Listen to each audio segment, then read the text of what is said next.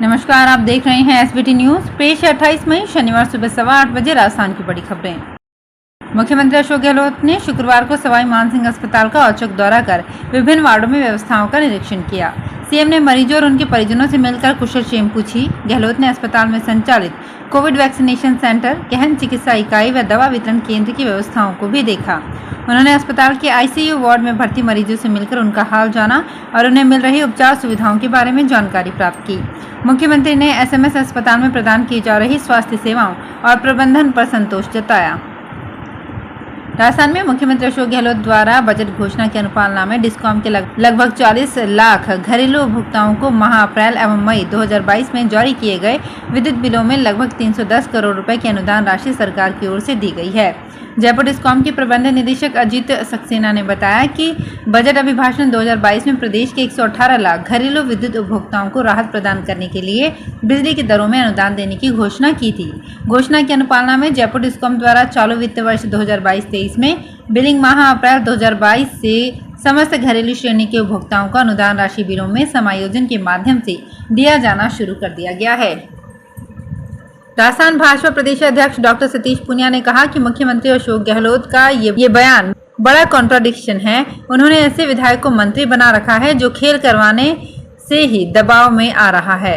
ये हंसी और दुर्भाग्य की बात है। जब कोई विधायक मंत्री पद की शपथ लेता है, ईश्वर को साक्षी मानकर दायित्वों को निभाने की बात करता है, तो जलालत की बात कहां से आ गई? जब शपथ ली होगी तब इस बात को कांग्रेस सरकार के मंत्री ने ध्यान में रखा होगा।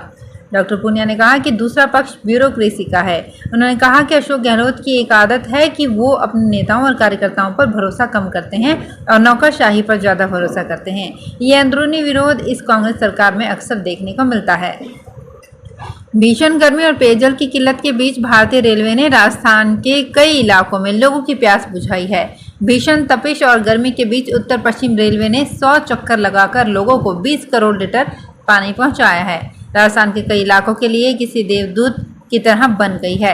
पाली में पानी का स्तर बहुत नीचे चला गया है। इस इलाके को इस ट्रेन से बहुत ही फायदा हुआ है। उत्तर पश्चिम रेलवे के मुख्य जनसंपर्क अधिकारी कैप्टन शशिकरण के अनुसार रेल मंत्री अश्विनी वैष्णव की पहल एवं प्रयास से पाली के लिए वाटर स्पेशल ट्रेन चलाई गई। ये समस्या जब तक जारी रहेगी, ट्रेन चलती रहेगी। राजस्थान राज्य पथ परिवहन निगम 28-29 मई 2022 को हो रही राजस्थान लोक सेवा आयोग अजमेर की सहायक कृषि अधिकारी समीक्षा परीक्षा तथा केमिस्ट समीक्षा परीक्षा 2021 में सम्मिलित होने वाले परीक्षार्थियों को साधारण एवं एक्सप्रेस बसों में परीक्षा केंद्र आने तथा वापस जाने के लिए निःशुल्क बस चलाएगा। किसी को कोई परेशानी ना हो, इसके लिए राजस्थान रोडवेज मुख्यालय से सभी मुख्य प्रबंधकों को पाबंद किया गया है।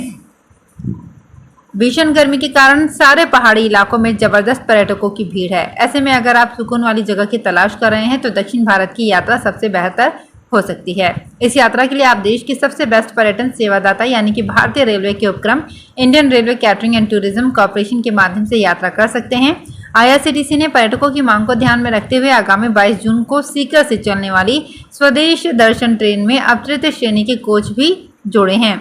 इस सुविधा से उन पर्यटकों को लाभ होगा जो वातानुकूलित वातावरण में यात्रा करना चाहते हैं। इस सुविधा के साथ उन्हें बेहतर संसाधन भी मिलेंगे। राजस्थान के युवा खेल मंत्री अशोक चांदना की ओर से ट्वीट के जरिए इस्तीफे की पेशकश के बाद ये मामला सियासी चर्चा का विषय बन गया है। इस मामले में जहां भाजपा लगातार गहलोत सरकार को निशाने पर ले रही है, वहीं कांग्रेस नेता बैकफुट पर हैं। कोई भी खुलकर इस विषय में बात करने को तैयार नहीं है। उद्योग एवं वाणिज्य मंत्री शकुंतला रावत ने इस मुद्दे पर यहां तक कह दिया कि ब्यूरोक्रेसी कोई अलग मशीनरी नहीं है, परिवार का हिस्सा ही है। परिवार में कोई बात हो सकती है, कोई बड़ी बात नहीं है। ये बात उन्होंने जोधपुर प्रवास के दौरान सर्किट हाउस में मीडिया से बात करते हुए कही। बीकानेर नगर निगम के लिए शुक्रवार का दिन ऐतिहासिक रहा, जब साधारण सभा का विरोध विपक्ष ने नहीं बल्कि सत्ता पक्ष की ओर से किया गया। स्वयं मेयर ने इस मीटिंग का बहिष्कार कर दिया। मेयर के समर्थन में भाजपा के पार्षद अनुपस्थित रहे, लेकिन जिन्हें मेयर के विरोध में उपस्थित रहना था वो कांग्रेसी पार्षद भी आधे अधूरे ही पहुंचे। साधारण सभा की वैधानिकता साबित करने के लिए उन सभी पार्षदों को उपस्थित मान लिया गया जो मीटिंग स्थल पर आए थे और कैमरे में कैद हो गए। मेयर सुशीला कंवर, राजपुरोहित और आयुक्त गोपालाराम बिरधा के बीच लंबे अरसे से विवाद चल रहा है। राजस्थान उद्योग एवं वाणिज्य विभाग की ओर से शुक्रवार को स्टील भवन में जोधपुर संभाग के निवेशकों, उद्यमियों, औद्योगिक संगठनों एवं निर्यातकों के साथ संभाग स्तरीय संवाद कार्यशाला आयोजित की गई। मरुधरा इंडस्ट्रीज एसोसिएशन के सौजन्य से आयोजित उद्योग विभाग एक संवाद कार्यशाला में उद्योग एवं वाणिज्य मंत्री शकुंतला रावत उपस्थित रही। उन्होंने इस कार्यक्रम में उद्यमियों से सीधा संवाद किया। इस दौरान उद्यमियों ने उन्हें अपनी समस्याएं भी बताई, जिसका उन्होंने शीघ्र ही निराकरण का आश्वासन दिया। कार्यवाहक संभागीय आयुक्त व जिला कलेक्टर हिमांशु गुप्ता ने स्वागत भाषण दिया और संवाद आयोजन को औद्योगिक विकास की दिशा में महत्वपूर्ण बताया। बीकानेर नगर निगम में मेयर और आयुक्त के बीच चल रहे विवाद के बीच कैबिनेट मंत्री डॉक्टर बी डी कल्ला पर आरोप लगने शुरू हो गए हैं। मेयर सुशीला कंवर राजपुरोहित ने शुक्रवार को प्रेस कॉन्फ्रेंस बुलाकर आरोप लगाया कि मंत्री निगम की कामकाज में दखल दे रहे हैं। यहां तक कि जयपुर में बैठे आलाधिकारी भी उन्हें स्थानीय मंत्री से संपर्क करने की सलाह देते हैं। मेयर ने शुक्रवार को हुई साधारण सभा की बैठक को अवैधानिक करार देते हुए कहा कि आयुक्त मंत्री बी डी कल्ला और उनके भतीजे के कहने पर काम कर रहे हैं। देश के प्रथम प्रधानमंत्री स्वर्गीय पंडित जवाहरलाल नेहरू की पुण्यतिथि पर शुक्रवार को कांग्रेसियों और अन्य लोगों ने श्रद्धा से याद किया। उनकी तस्वीर और प्रतिमा पर पुष्प अर्पित कर श्रद्धांजलि दी गई। कांग्रेस सहित विभिन्न संगठनों की तरफ से नेहरू पार्क स्थित उनकी प्रतिमा पर श्रद्धांजलि अर्पित की गई। यहां कई कांग्रेसी नेताओं, पदाधिकारियों और कार्यकर्ताओं ने पूर्व प्रधानमंत्री जवाहरलाल नेहरू की प्रतिमा पर पुष्पांजलि अर्पित की और उनके सिद्धांतों पर चलने का संकल्प लिया। वहीं कांग्रेस के MGH रोड स्थित कार्यालय में भी श्रद्धांजलि सभा का आयोजन किया गया। आदर्श क्रेडिट कोऑपरेटिव बैंक में निवेश करने वाले बीकानेर के सैकड़ों निवेशक एक बार फिर आंदोलन करने के मूड में हैं। इन निवेशकों के एक संगठन ने संभागीय आयुक्त नीरज के पवन को दिए ज्ञापन में कानूनी कार्यवाही कर पीड़ितों को न्याय दिलाने की गुहार की है। आदर्श सोसाइटी निवेशक संघर्ष समिति के अध्यक्ष स्नेह प्रकाश व्यास के नेतृत्व में शुक्रवार को बड़ी संख्या में युवा संभागीय आयुक्त को ज्ञापन देने पहुंचे। इनमें अधिकांश वो युवक थे जिन्होंने रोजगार के रूप में इस सोसाइटी के साथ काम किया था। उनके आग्रह पर ही बड़ी संख्या में लोगों ने निवेश किया।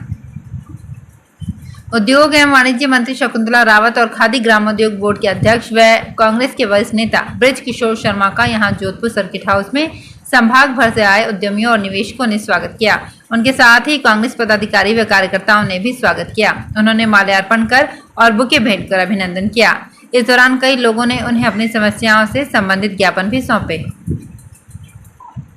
राजस्थान उच्च न्यायालय के न्यायाधीश अरुण भंसाली ने एक दिव्यांग की याचिका पर सुनवाई करते हुए वापस मेडिकल बोर्ड का गठन कर परीक्षण करने के आदेश पारित किए हैं।